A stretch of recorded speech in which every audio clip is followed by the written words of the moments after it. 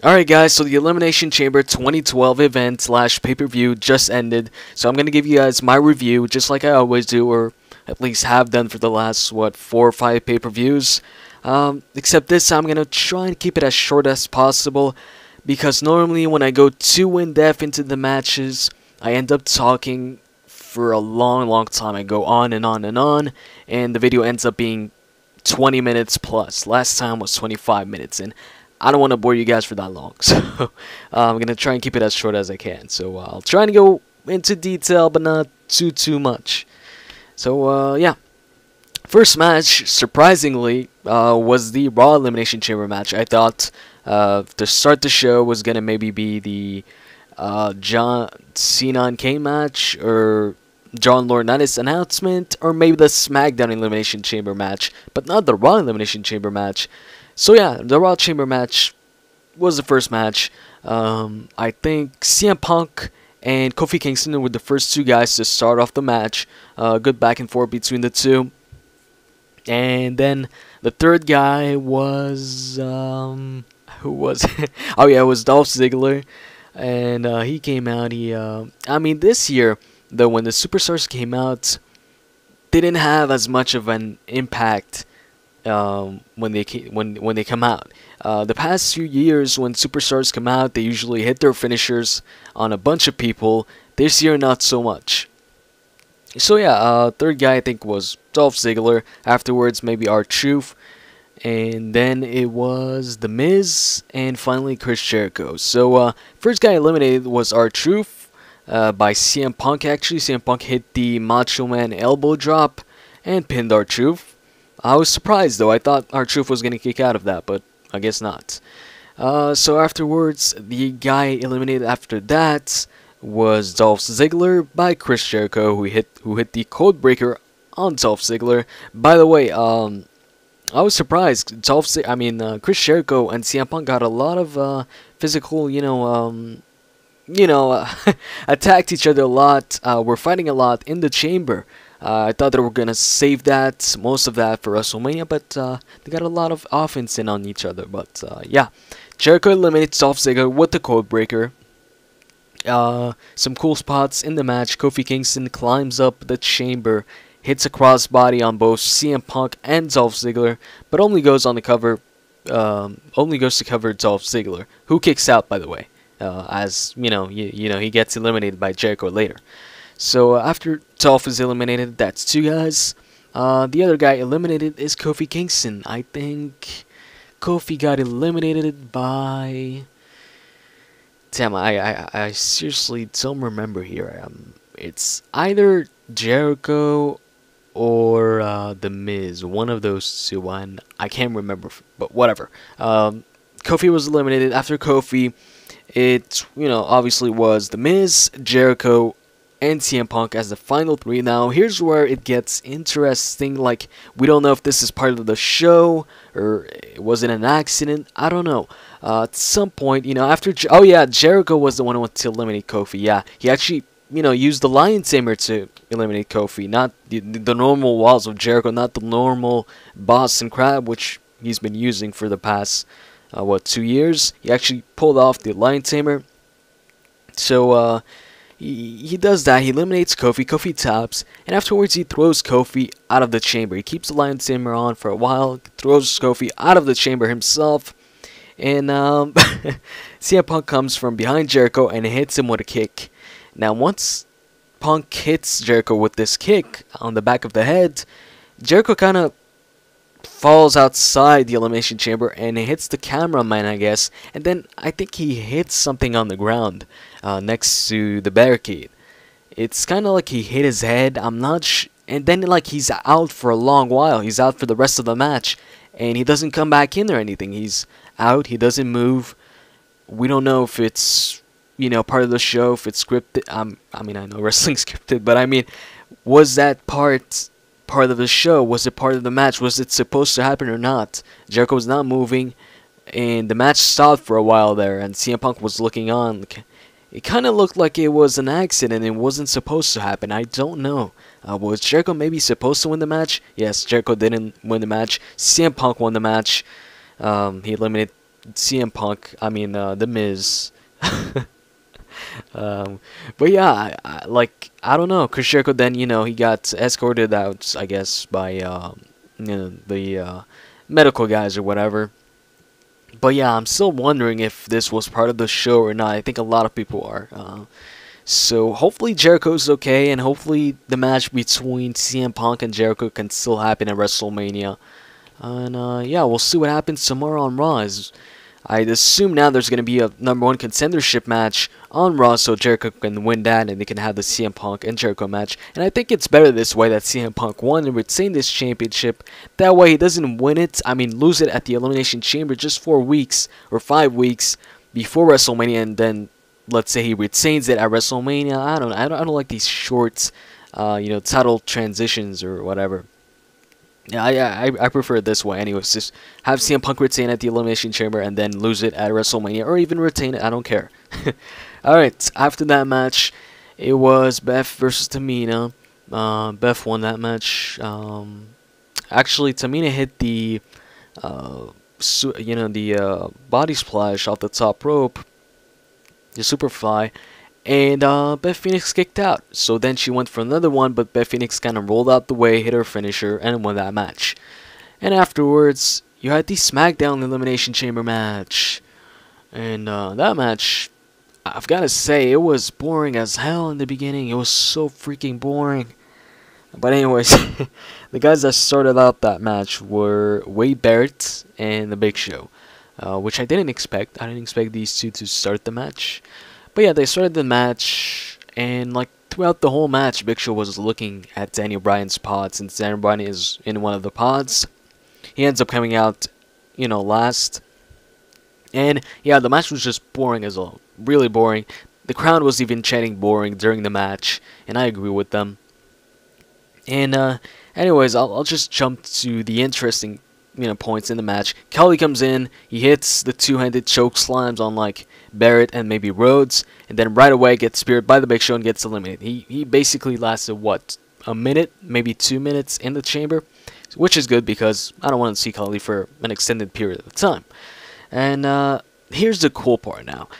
Big Show, he just wants Daniel Bryan to come out, he wants to get his hands on Daniel Bryan, so he doesn't wait until Daniel Bryan comes out. What he does, he actually starts ripping off the chains from the top of Daniel Bryan's pod. He starts ripping the chains and actually goes inside Daniel Bryan's pod from the top. That was a cool moment. The crowd was even chanting, "Holy shit, holy shit!"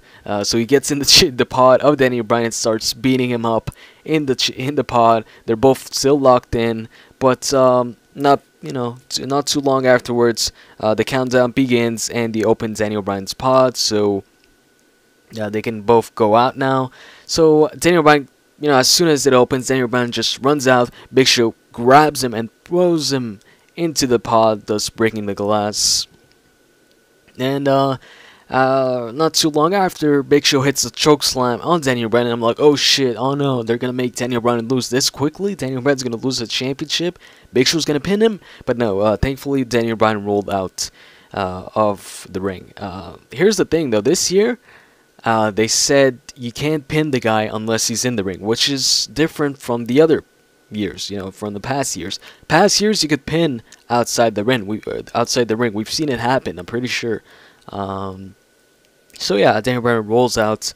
In the end, the last three guys are Wade Barrett, Rhodes, and Santino. Oh no, wait, what am I talking about here? It's the last three guys are Wade Barrett and Santino and Daniel Bryan. I don't know why I said those other guys. But yeah, Santino actually lasted that long, and the crowd were freaking going crazy for Santino, cheering Santino, chanting his name and all that stuff. And the last two guys, Santino and Daniel Bryan, yes. Daniel Bryan actually eliminated Cody Rhodes and actually eliminated Wade Barrett as well. He eliminated Rhodes by roll-up. And actually, here's where I was impressed. Rhodes, just before leaving, hits the crossroads on Santino, so then Wade Barrett goes for the cover on Santino, but Santino kicks out. And yeah, towards the end, Santino actually hits the Cobra on Daniel Bryan. He goes for the cover, but Daniel Bryan kicks out, puts on the labella lock here, and the crowd is crazy, going crazy for Santino, chanting his name. And the guy actually looked like he was gonna get out of the labella lock, but no, he taps out. So yeah, the match towards the beginning, very boring match. Match was shit in the beginning, sucked, but towards the end, very good match. I'd actually go as far as to say that the Smackdown Chamber, at least the end of the Smackdown Chamber, was better than the Raw one. Just the ending. But everything in the beginning sucked. So, afterwards, after the Smackdown match, what we have again? I think we had some stupid segment between Hornswoggle and Natalya where she farts again. I don't know why they're doing this anyways. There's no point to this. It just, I don't know. Stupid freaking farts on there, and what's the point? I don't know. So afterward, oh yeah, before that, I almost forgot here. Daniel Bryan wins, right? He retains his championship. Sheamus comes out, hits a Celtic Cross on him, thus I guess challenges Daniel Bryan to the World Heavyweight Championship at WrestleMania. He chose the champion Daniel Bryan, the World Heavyweight Championship. One thing I'm not liking is the Celtic Cross. I know some people asked me about it, what I thought about it. I didn't think it was going to be a permanent finisher, but now he used it once again. I don't know. I prefer the the bro kick. By the way, the bro kick. The first time I heard it on commentary, I was like, "What? The bro kick?" I thought it was saying bro, but then I later find out that it was the brogue kick. So I prefer the bro kick and the high cross, but you know what? The way Sheamus hits the Celtic Cross, it's not too bad actually. I didn't like the Celtic Cross back when Finlay used it. I don't know. It's either the way he did it or maybe, I don't know. It's an okay finisher, but I prefer, the bro kick. So yeah, Sheamus challenges Daniel Bryan. Then you have the stupid segment with Natalya and Hornswoggle. In that segment, I think they make a match between Jack Swagger and Gabriel for the United States Championship. It's our, an unadvertised match. Jack Swagger retains with the ankle lock by making Gabriel tap out, so he retains his United States Championship. And last, you've got Kane versus John Cena, ambulance match. They fight all over the arena. At some point, John Cena attempts the attitude adjustment. He climbs up the steps. He puts the steps next to the announcer's table. Climbs the steps with Kane on his shoulders. Attitude adjustment position. But then Kane, gets off and instead chokeslams Cena through the announcer's table. And the end was insane. The end was freaking awesome. John Cena climbs up the ambulance, right? Kane, and he kind of taunts Kane, tells him, come on up, come here. And then Kane goes up. John Cena freaking hits the attitude adjustment from the top of the ambulance, which isn't, it's high up there. It's not, it's higher than, back when John Cena hit the attitude adjustment on, Batista on a car. This was even higher, a lot higher. So yeah, he hits the attitude adjustment on Kane from the top of the ambulance, and Kane falls off the ambulance, when he hits the attitude adjustment. That was a freaking cool spot, and it made the match pretty damn cool. So I wasn't really looking forward to the match, but that was a freaking cool moment, and really made the match for me. Oh yeah, and also I was gonna forget, freaking Christian and Del Rio both returned. John Laurinaitis came out to make his announcement. He said he wanted to be the SmackDown general manager, and that Teddy Long was making bad decisions and blah blah blah. And then Del Rio's music hits. He comes out. He says Teddy Long sucks or something like that. He doesn't actually say suck, but basically agrees with John Laurinaitis. And then also Mark Henry's theme song hits. He comes out, also agrees with John Laurinaitis. And what I find funny is Mark Henry's like, Teddy Long's a bully. But yeah, Mark Henry agrees with John Laurinaitis as well. And then after Mark Henry, Christian's theme song hits, and he comes out with a full beard, I don't know, and he also agrees with Mark Henry and Del Rio and John Laurinaitis. Now I actually thought when Christian was going to come out that he was going to, turn face and say, you know what, blah blah blah, Teddy Long's not that bad or something like that, but no, Christian is still the heel. And I actually said one more match. So yeah, that's about it guys for the show. If I'd have to give a rating for the show, I'd give it an 8, maybe 8.5, one of the two. Who really cares? 8 to 8.5. It was a good show. And also for the prediction game, apparently I think there's maybe a bunch of winners, so I'll check out the winners, and if there's more than one, I'll see what I'm gonna do. I'm either gonna put, all of the winners at the same time on the sub box, or if there's too many, then I'm gonna put you like each maybe a week or 2 weeks each, something like that. I'll figure something out. I'll tell you in the Raw preview video tomorrow. So hope you guys enjoyed this video, and if you did, guys, please hit the like button. It really helps me out, and I'd really appreciate it if you do. See ya.